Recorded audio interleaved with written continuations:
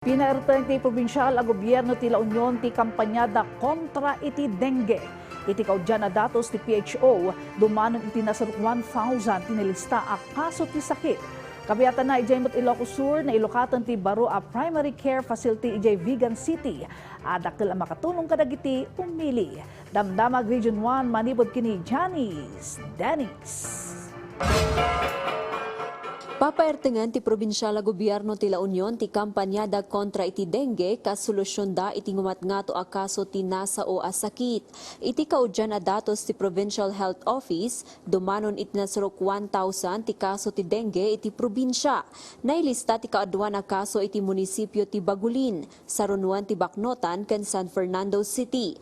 Upat meten nga individual ti pimusay gapo iti sakit. Gapo iti dayta, guy-guy-guyen da dagiti umili ti panangipatong pal iti 4S strategy tapno maliklikan ti sakit.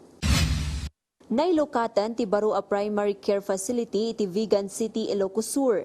Na duma-duma a serbisyo medikal ti ipaay ti pasilidad kas iti medical consultations, check-ups, diagnostic services, maternal and child health care, immunization ken dumapay. Babaan iti pasilidad, maipaayan dagiti umili iti accessible ken di kalidad a serbisyo medikal. Nagnumar ti nasaruk 500 as senior citizens iti lawag iti cash incentives manipod iti lokal a gobyerno. Ada daytoy iti sidong ti Milestone Award a programa ti syudad. Ti lokal a gobyerno laeng ti kakaisuna nga LGU iti Ilocos Norte. Amang ipapaay iti insentibo kadagiti natataengan nga agtataod mismo iti pondo ti LGU.